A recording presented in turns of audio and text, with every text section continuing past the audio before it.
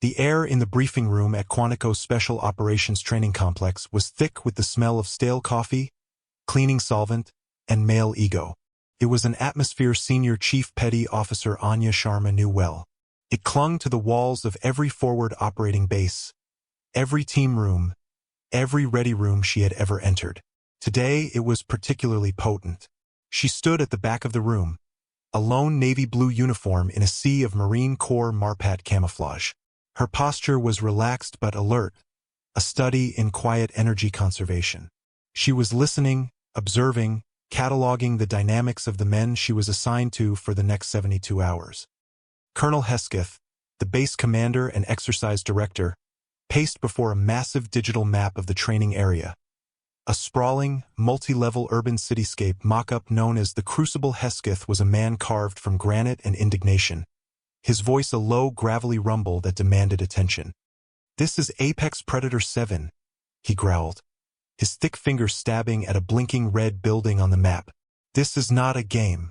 This is the most complex hostage rescue simulation this command has ever designed. The opposition force is Tier 1 level. They are smart, they are ruthless, and they will exploit any weakness. Your team, callsign Raider, is expected to perform with the precision and lethality that defines force recon." His eyes scanned the faces of the Marines in the front rows. Captain Valerius, the team leader, sat ramrod straight, his jaw set with a look of supreme confidence. He was young, decorated, and carried himself with the unshakable certainty of a man who had never known true failure. Beside him, Sergeant Griggs, a bull-necked platoon sergeant with fists like cinder blocks, had a smirk plastered on his face. Hesketh's gaze finally drifted to the back of the room and landed on Sharma. His expression soured, as if noticing a stain on his dress uniform. "We also have an attachment for this exercise. Senior Chief Petty Officer Sharma, from Naval Special Warfare." He said her name as if it were a foreign word he was reluctant to pronounce. "She's here as an inter-service liaison, an observer. Try not to get in the way, Senior Chief." A low ripple of chuckles went through the room. Sharma's face remained impassive. She didn't nod, didn't react. She just watched. An observer. That's what the official orders said. She knew what it really meant. She was a box to be checked, a political necessity to promote joint service cooperation on paper. To these men, she was a token. Captain Valerius turned in his seat, his eyes sweeping over her with a clinical, dismissive appraisal. He saw a woman in her late 30s, lean but not bulky, with dark, unreadable eyes. A fine white scar cut a delicate line along her jaw, disappearing into her tightly bound hair. He saw her rank, a senior chief, an E8, and it grated against his own authority as a commissioned officer. In his world, a woman in this role was an anomaly, likely fast-tracked by politics rather than proven by grit. "Welcome to the team, Senior Chief," Valerius said, his tone dripping with condescending formality. "Our AO is pretty dynamic. Just stick close to Chun on comms. He'll keep you out of the line of fire." Lieutenant Chun, a young signals officer, flushed slightly at being singled out. He gave Sharma a hesitant, almost apologetic glance. Sergeant Griggs leaned over to the Marine next to him and whispered, just loud enough for Sharma to hear, "Guess the Navy's sending their secretaries to the front lines now. Hope she can keep up." The mockery was a familiar pressure, as constant and predictable as weapon recoil. Sharma had felt it in Beauty/S, the only woman in a class of hard-faced men who expected her to wash out before Hell Week. She had felt it in the sterile briefing rooms of intelligence agencies where analysts in crisp suits doubted the raw data she brought back from the field. She felt it now. It was just noise. The mission was the signal. She tuned out the noise and focused on the signal. She shifted her weight, the slight movement drawing Hesketh's attention again. "Do you have something to add, Senior Chief?" he asked, his voice laced with impatience. Sharma's voice, when it came, was low and steady, without a trace of emotion. "The ingress route you've planned through the subterranean access tunnel T4. What's the last intel on its structural integrity? The schematics are 12 years old. A lot of water has passed through there. A dead silence fell over the room. The question was precise, technical, and utterly practical. It cut through the bravado and pointed to a genuine tactical oversight. Hesketh's face tightened. He clearly hadn't considered it. He looked to Valerius, who looked momentarily flustered. "The tunnels are sound, Senior Chief," Valerius said, recovering his swagger. "We don't anticipate any problems. We're Marines. We're not afraid of a little mud." Griggs snorted. "Yeah, maybe the Navy's used to everything being freshly painted and rust-free." Sharma simply held Valerius's gaze for a second longer before giving a slow, deliberate nod. She had her answer, not about the tunnel but about him. He was arrogant. He mistook confidence for competence. It was the most dangerous weakness a leader could have. The dismissal was now complete. They had heard her, judged her, and filed her away as an irrelevant nuisance. The briefing continued, outlining the complex rules of engagement, the simulated casualty protocols, and the primary objective: rescue 2 high-value civilian hostages from the 5th floor of a fortified office building deep inside the Crucible. Hesketh hammered home the point that failure would have severe career repercussions. The pressure was immense, and Valerius and his men seemed to thrive on it. They were a pack of young lions, eager for the hunt. As the meeting broke, the Marines gathered their gear, the air buzzing with controlled energy and crude jokes. Sharma moved to the equipment cage to draw her rifle, a standard M4 carbine. The armorer, a grizzled master sergeant, slapped it onto the counter. "Here you go, Senior Chief. Standard loadout. Try not to shoot one of our boys by mistake," he said with a wink. Sharma took the rifle. Her hands moved over it with an intimacy born of thousands of hours of practice. She checked the action, sighted down the barrel, and tested the trigger pull. Her movements were fluid and economical, a silent language of expertise. She field-stripped the weapon on the counter, her fingers a blur of precise motion. She cleaned the bolt carrier group, oiled the key components, and reassembled it with a series of satisfying solid clicks. The entire process took less than 90 seconds. The master sergeant, who had turned away, looked back just as she finished. His eyebrows rose slightly. He had seen thousands of soldiers and Marines handle their weapons. He had never seen anyone do it with that level of detached, almost surgical efficiency. It was like watching a concert violinist tune their instrument. Valerius and Griggs walked by. "Playing with your toys, Senior Chief?" Griggs sneered. "Don't worry. You probably won't even have to take the safety off." Sharma didn't look up. She was already loading her magazines, pressing each 556mm round into place with a practiced thumb. Each push was a small, meditative act. She was no longer in the room with them. In her mind, she was already in the tunnel, feeling the damp air, listening for the subtle shifts in sound that signaled danger. They saw an observer, a woman, a sailor out of her depth. They had no idea who she was. They had no idea what was coming. And she would not be the one to tell them. Their education was about to begin. The initial hours of the operation unfolded exactly as Valerius had planned, which was the first sign something was wrong. In Sharma's experience, plans that went perfectly were usually leading you into a perfectly set trap. They moved through the outer perimeter of the Crucible under the cloak of a simulated pre-dawn darkness. The only sounds the soft crunch of their boots on gravel and the whisper of commands over the internal comms. Valerius was sharp, his commands clear and concise. His men were disciplined, moving with the fluid lethality of a well-oiled machine. They were good. Sharma had to give them that, but they were predictable. They reached the entrance to the subterranean access tunnel T4 on schedule. It was a gaping concrete maw, exhaling a breath of cold, damp air that smelled of rust and decay. "All right, let's move," Valerius ordered. "Keep it tight. Griggs, you're on point." Sharma, positioned near the rear with Lieutenant Chun as instructed, ran a final check on her gear. She adjusted her night vision goggles, the world resolving into a pale, ghostly green. The men filed into the tunnel, their weapon-mounted lights cutting sharp, dancing beams through the oppressive darkness.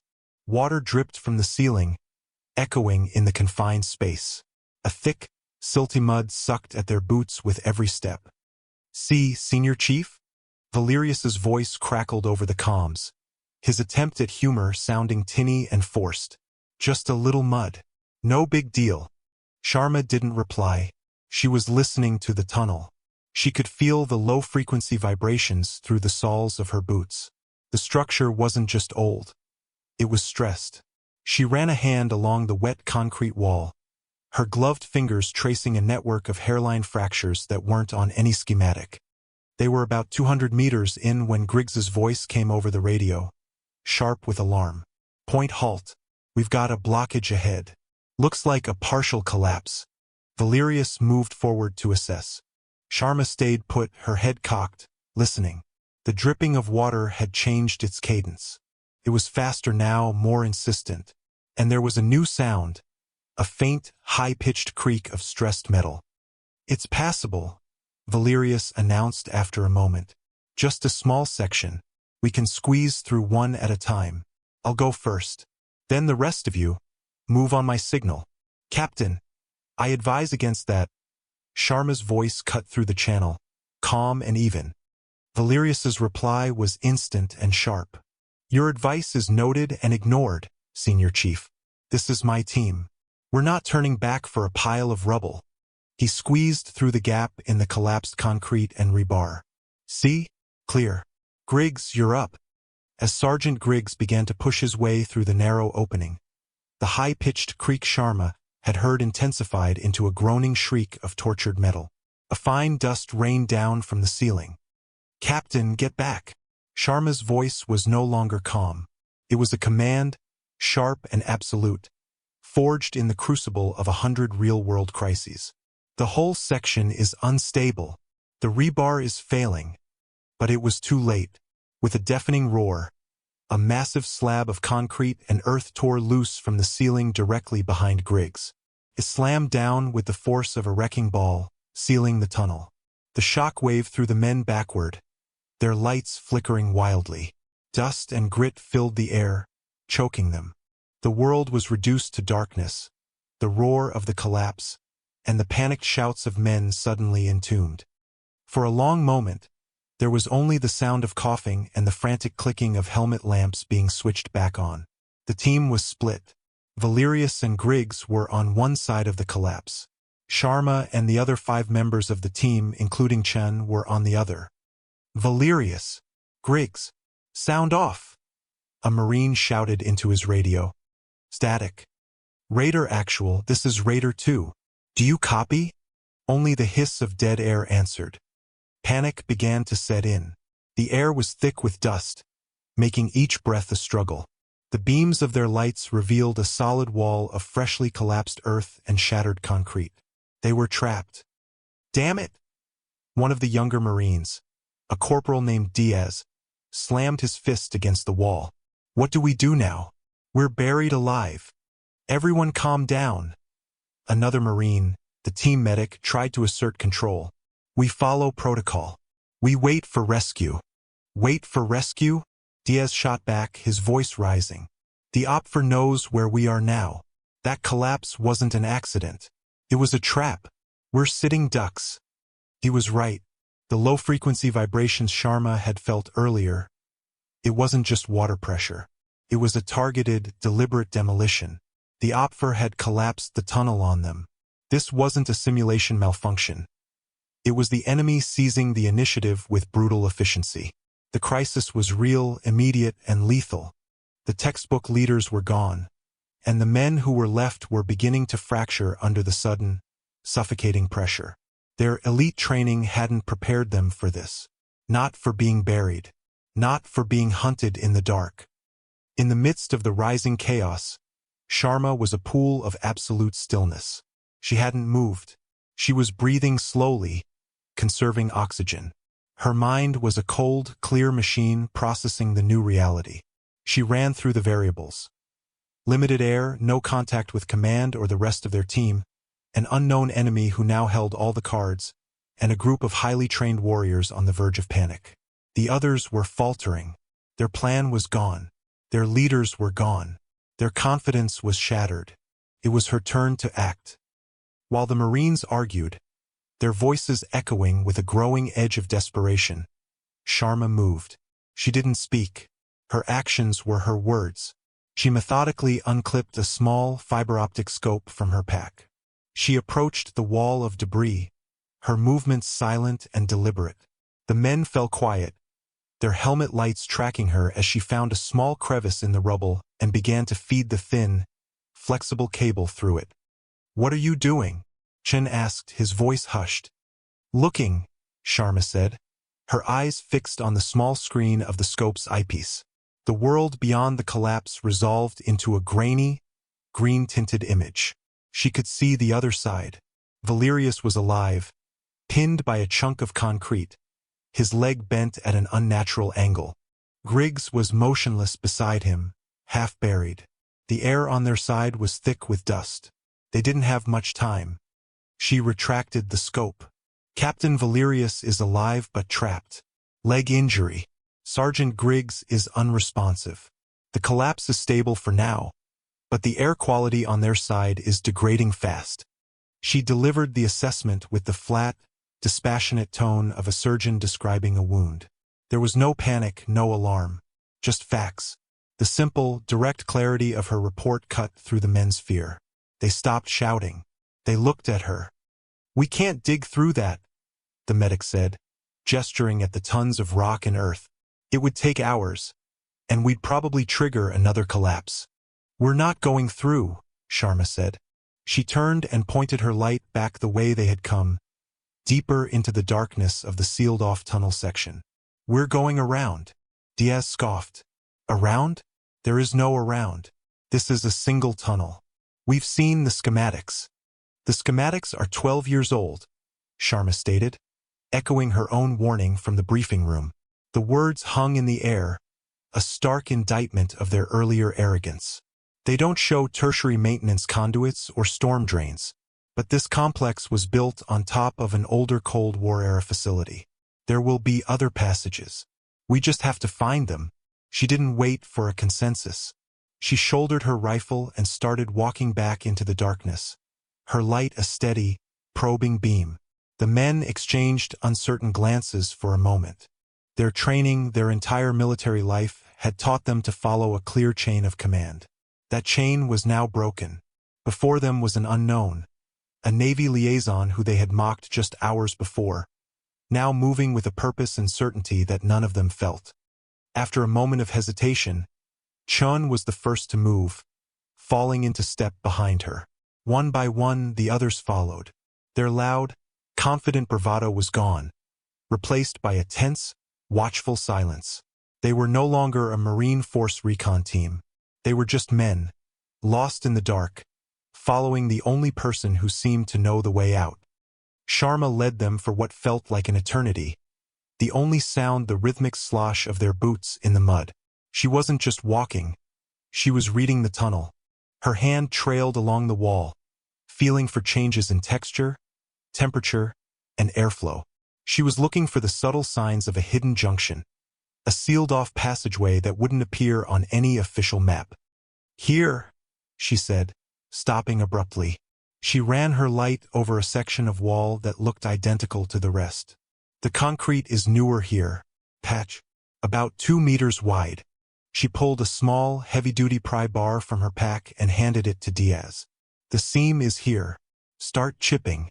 Diaz looked at the solid wall, then back at her, his expression a mixture of doubt and desperation. But he did as he was told.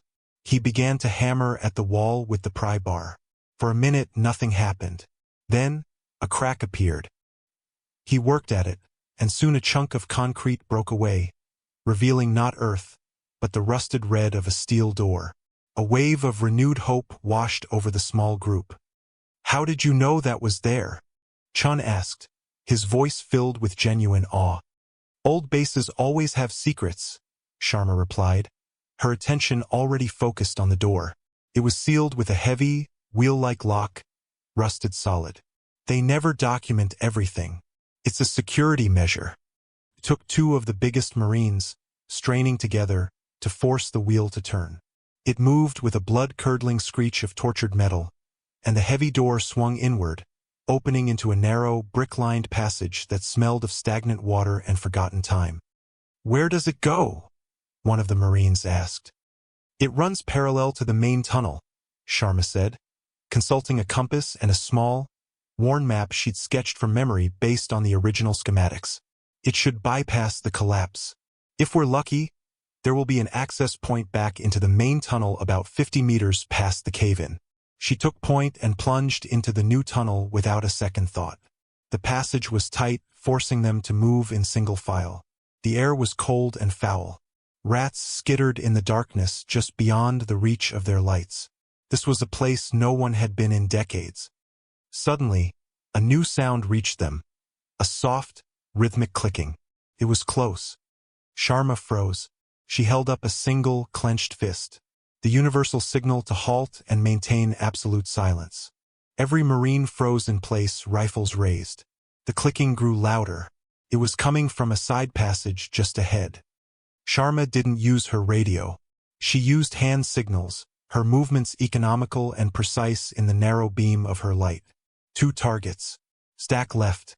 On my mark.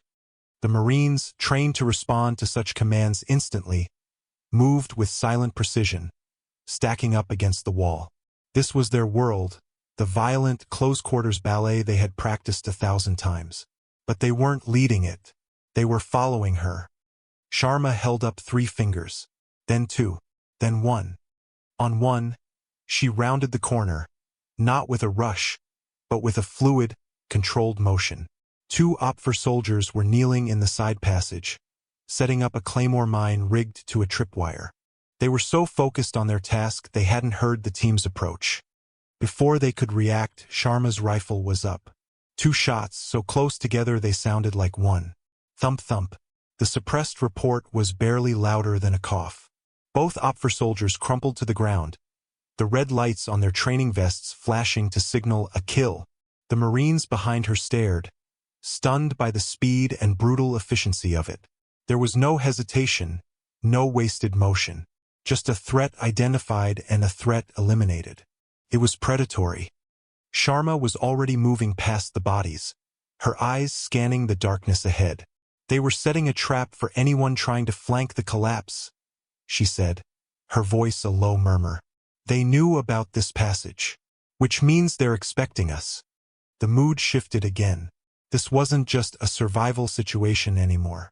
They were being actively hunted. The pressure intensified.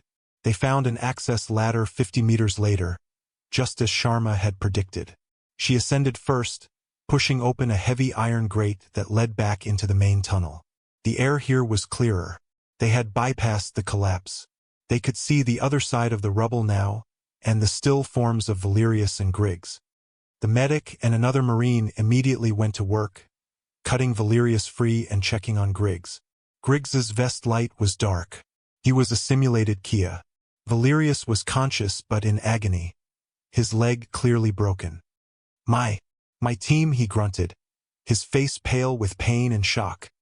"They're fine, Captain," Sharma said, kneeling beside him. "We're all here."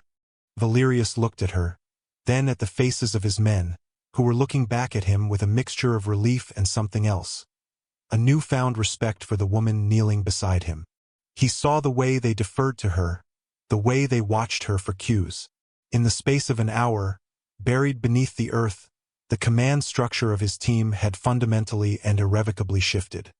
Just then, Chan, who had been monitoring the comms, touched his earpiece. "I'm picking up chatter. Upfer. They're converging on this position. They know we're through. They're sealing the exits and sweeping the tunnels." The trap hadn't just been the collapse. The collapse was the bait.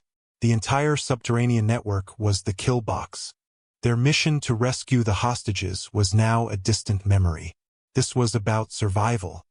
Sharma took Valerius's rifle and handed her sidearm to the medic. "Get him stable. We need to move. Now." "Move where?" Diaz asked. "They've got us boxed in." Sharma looked down the long, dark tunnel.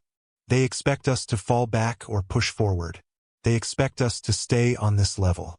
We're not going to do either. She pointed her light straight up at the ceiling. We're going up. Above them was a tangle of pipes, ventilation shafts, and electrical conduits. It was a vertical maze of industrial hardware, not meant for human passage. You're insane, Diaz breathed. They control the floor, Sharma stated simply. So we'll take the ceiling. She slung her rifle and grabbed a thick, insulated power cable, testing it with her full weight. It held. Without another word, she began to climb, her movements as swift and certain as a spider ascending its web. She moved from pipe to conduit, her body a testament to a strength that was less about brute force and more about core control and flawless technique. She disappeared into the shadowy recesses of the ceiling.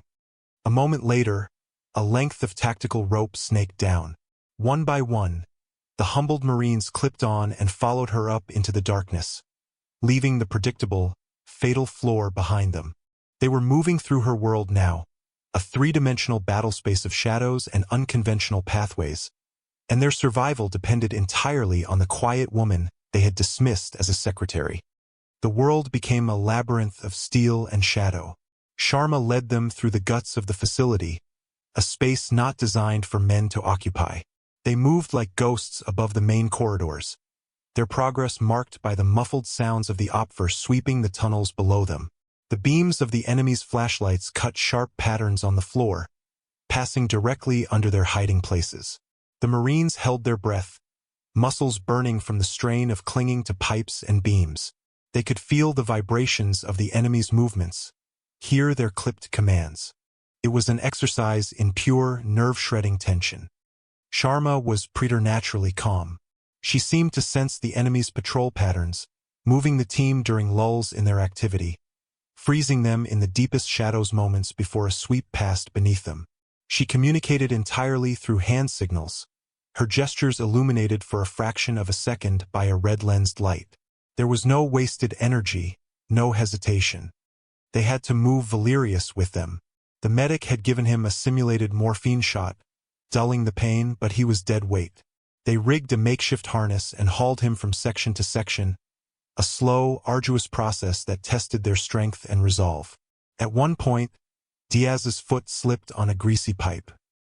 He let out a sharp, involuntary grunt as he swung wildly, his gear clattering against a metal beam. Below them, the Opfer patrol stopped dead. Lights snapped up, probing the ceiling.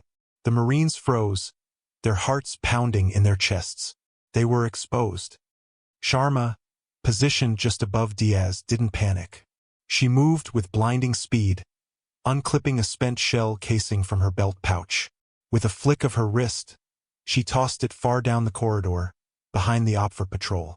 It landed with a metallic tink-tink-tink on the concrete floor. Instantly, the Opfer lights swung towards the sound. "Contact rear," one of them yelled. The patrol moved to investigate the noise, giving the team the precious seconds they needed to pull Diaz back into the shadows and disappear deeper into the maze of pipes. Chun looked at Sharma, his eyes wide with disbelief in the gloom.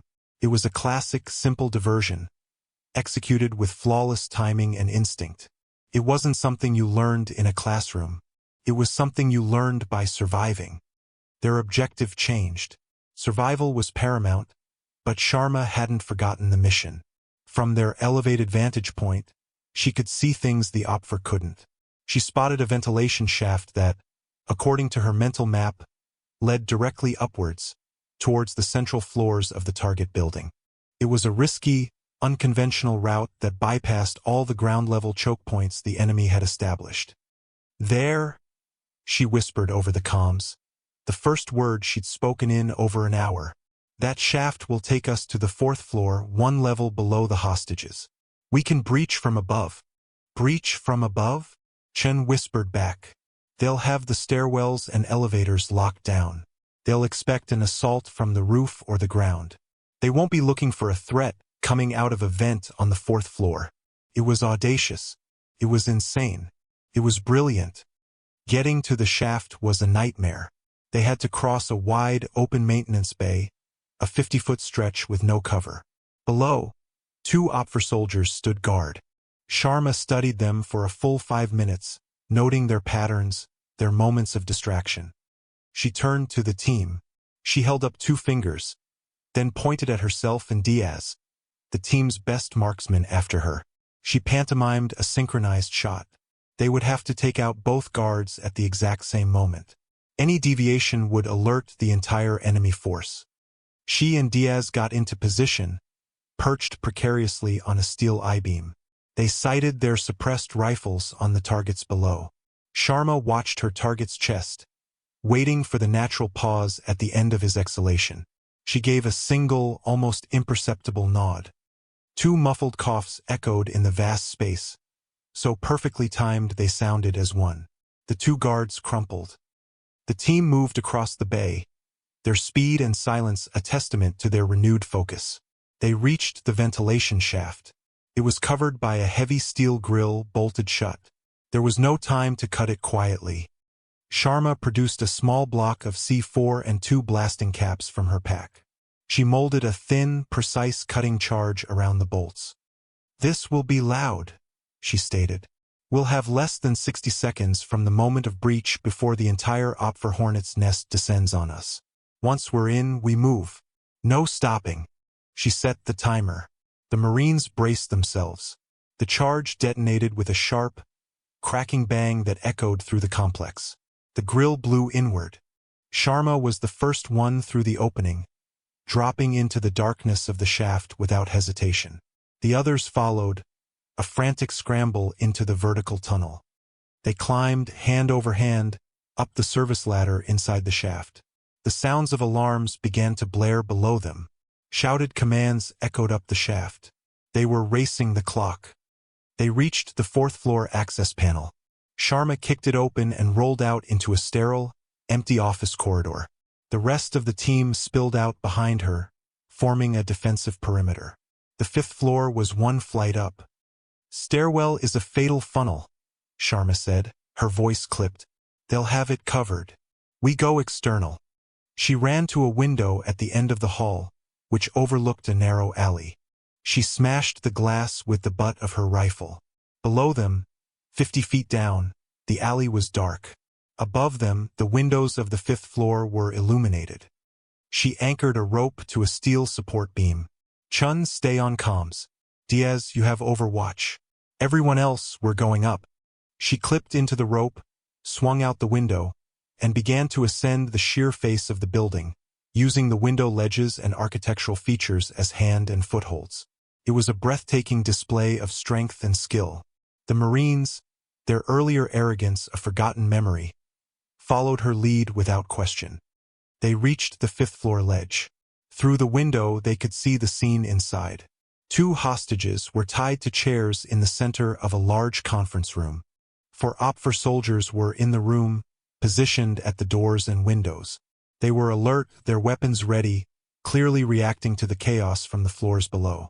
They expected a frontal assault. Sharma held up 4 fingers. She assigned a target to each of the 3 other Marines with her. She would take the one furthest from the window. She again used hand signals. "Prepare to breach. On my mark." Synchronized shots. "Prioritize hostage safety." She placed a small breaching charge on the corner of the window. She looked at each man, making eye contact, ensuring they were ready. A silent, deadly understanding passed between them. She gave the signal. The window imploded with a sharp crack.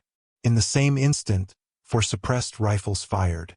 The 4 Opfer soldiers dropped before they could even register the new threat. Sharma and the team poured through the window.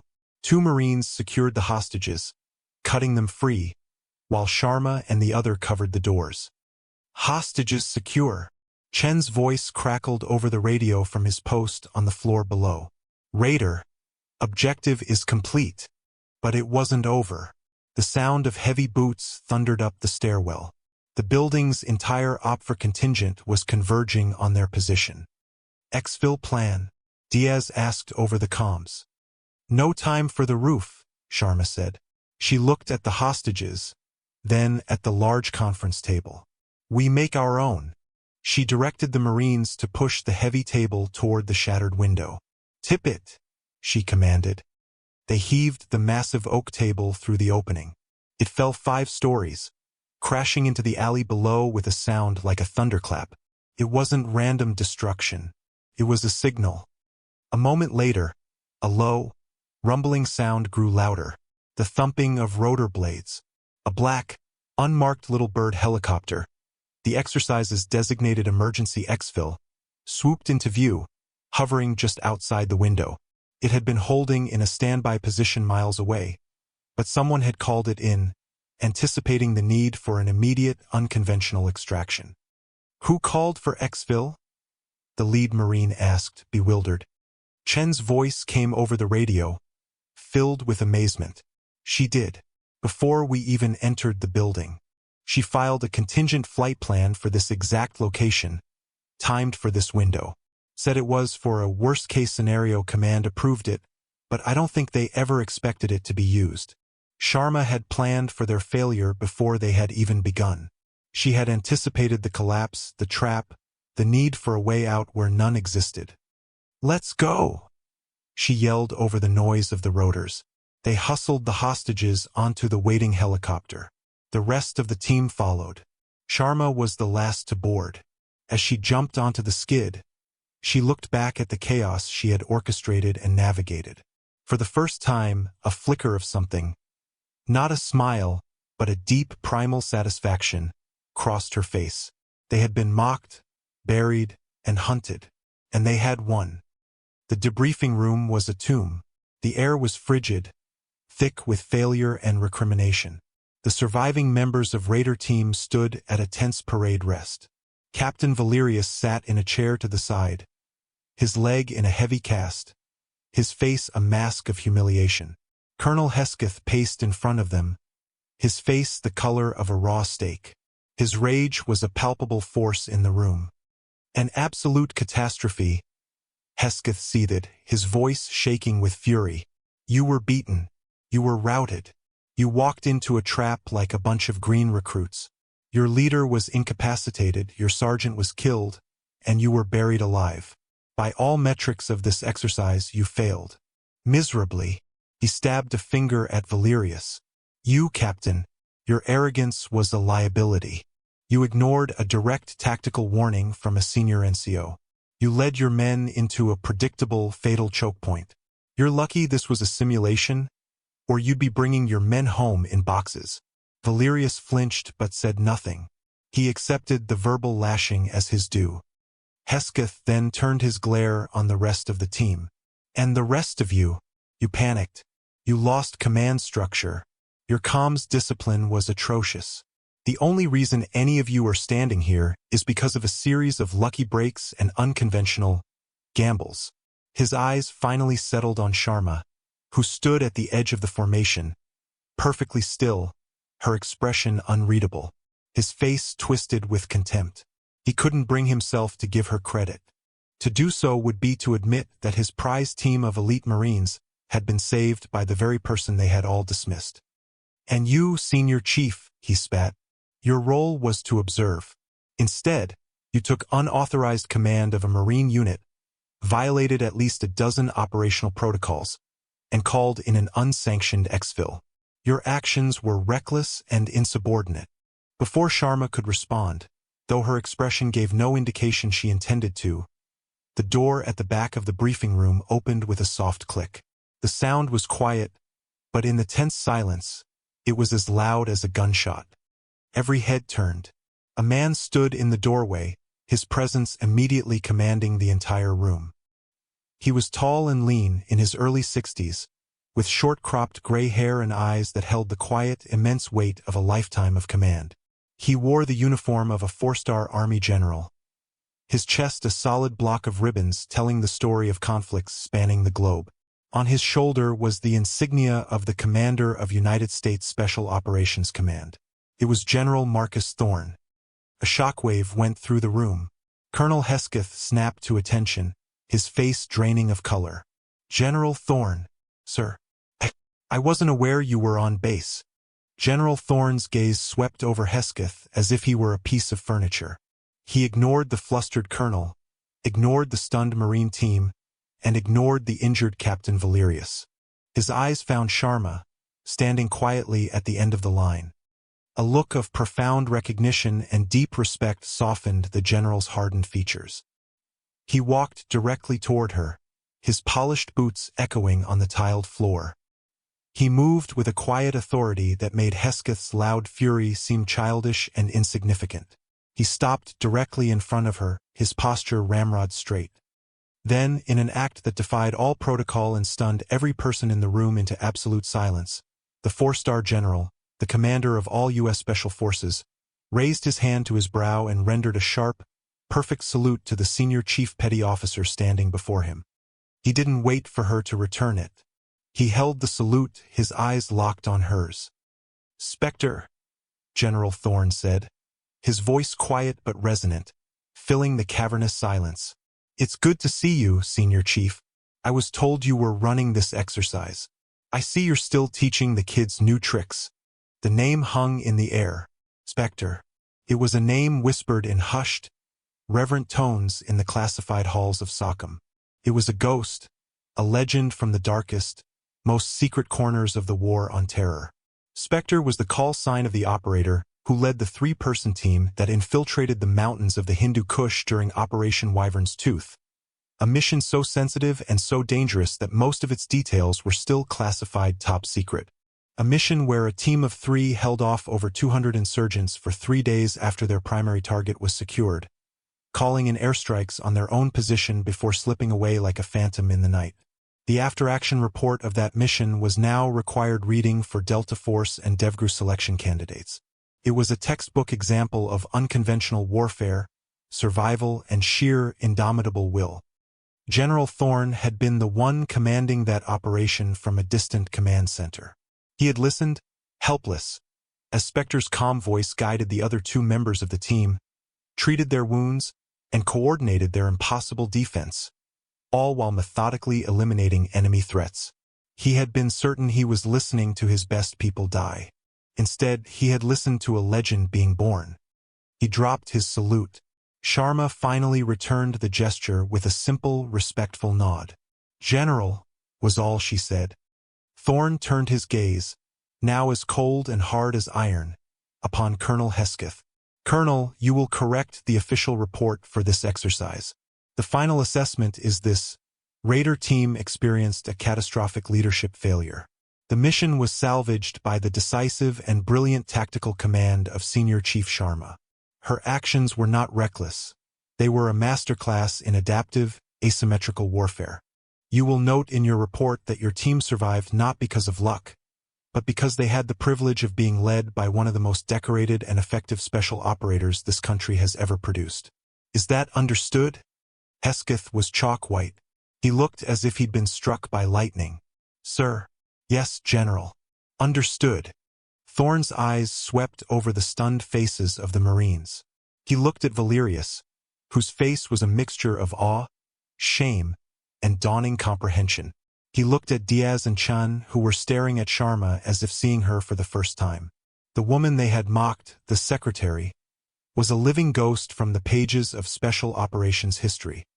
"You men would do well to remember what you saw today," Thorne said, his voice low and dangerous. "You witnessed true leadership. It has nothing to do with rank or service branch or gender. It has to do with what a person does when everything has gone wrong. Senior Chief, a word, if you have a moment." He gestured for Sharma to join him, and the 2 of them walked out of the room, leaving behind a wake of shattered arrogance and profound, deafening silence. The atmosphere in the aftermath was one of stunned reverence. The swagger of the Marines was gone, replaced by a quiet, contemplative humility. They packed their gear in silence, the usual post-exercise banter absent. They kept stealing glances at Sharma, who had returned to the room to complete her own gear check, her demeanor unchanged. She was the same calm, quiet woman she had been that morning, yet to them, she was now completely transformed. They weren't looking at a Navy liaison anymore. They were looking at Spectre. Later that evening, Captain Valerius found her on the deserted firing range. He was on crutches, his face etched with pain, both physical and emotional.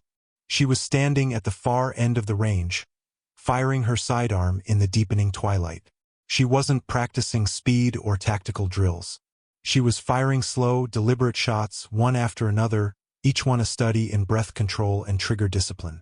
The tight grouping of holes in the center of the paper target was a testament to her focus. He hobbled over, stopping a respectful distance away. He waited until she had emptied her magazine and holstered her weapon before speaking. "Senior Chief," he said, his voice quiet, stripped of all its former arrogance. Sharma turned to him, her expression neutral. I came to apologize," Valerius stammered. "My behavior, and that of my men, was unprofessional and unacceptable. I misjudged you. I was arrogant, and my arrogance almost got my team killed. You saved us. There's no other way to say it." Sharma simply looked at him, waiting. "What you did back there, in the tunnel, in the building, I've never seen anything like it," he continued, his voice filled with a raw, genuine respect. "The way you think, the way you see the battlefield, it's on another level. Colonel Hesketh was right about one thing. I failed. I failed my men. I would be honored if you would be willing to tell me where I went wrong. What I missed." It was the ultimate concession from a proud officer, an admission of fallibility and a request for mentorship from a non-commissioned officer he had, only that morning, treated with utter contempt. Sharma considered his words for a long moment. Then she gave a slight nod. "You see a plan as a path from A to B," she said, her voice even. "You have to see it as a web. Every decision creates a dozen new possibilities, most of them bad. You didn't see the trap because you were only looking at the objective. You have to see the whole board. Always." She turned back to the target, reloading her pistol with a smooth, practiced motion. The conversation was over. But for Valerius, the lesson had just begun. He stood there for a long time, watching her, the silhouette of a true warrior against the dying light. The final night of the exercise cycle crept over the base, bringing with it a quiet chill. The barracks that housed Raider Team were subdued. The usual sounds of loud music and louder boasting were replaced by the quiet clicks of weapons being cleaned and gear being stowed. Sergeant Griggs, who had been revived after the exercise concluded, was uncharacteristically silent, his earlier mockery replaced by a surly, grudging respect. Sharma was alone in the cavernous, dimly lit armory. She wasn't required to be there, but it was a place of solace for her. The smell of gun oil and worn steel was more comforting than any barracks. She had her rifle, the same M4 she'd been issued, completely field-stripped on a clean white cloth. Each component was laid out in perfect order. She worked methodically, her hands moving with a surgeon's precision. She cleaned the carbon fouling from the bolt, scrubbed the barrel until it gleamed, and lightly oiled every moving part. It was a ritual, a form of meditation. It was how she processed the day, how she centered herself. Each scrape of the carbon tool, each soft wipe of the oilcloth, was a moment of quiet focus that pushed the noise of the world away. She wasn't Spectre, the legend. She wasn't Senior Chief Sharma, the instructor. She was just a soldier tending to her tools. The heavy door to the armory creaked open. Lieutenant Chun stood there, holding 2 steaming ceramic mugs. He hesitated for a moment, as if unsure about intruding. Sharma didn't look up from her work, but she acknowledged his presence with a slight slowing of her movements. He walked over and silently placed one of the mugs on the workbench beside her rifle parts. It was black coffee, no sugar, no cream. He had noticed what she drank in the briefing room that first morning. He didn't say a word about the exercise, didn't mention the general, didn't offer any platitudes or apologies. He just placed the coffee there, a simple, quiet gesture of respect and solidarity. Sharma paused her work. She picked up the mug, the warmth seeping into her calloused fingers. She took a slow sip, her eyes closing for a fraction of a second. She then looked at Chun and gave him a single, small nod. It was more than enough. Chun nodded back and turned to leave. He stopped at the door and looked back at her, a solitary figure surrounded by the tools of her trade, bathed in the low, yellow light of the armory. He understood now. The respect she commanded wasn't something a general could give her. The salute had been a revelation for them, but for her, it was just a greeting from an old colleague. Her worth wasn't defined by the recognition of others. It was forged in darkness and silence, in tunnels and on ledges, in the quiet, perfect execution of her craft. He left her to her ritual, closing the door softly behind him, leaving her alone with her rifle, her coffee, and the quiet peace of a job well done.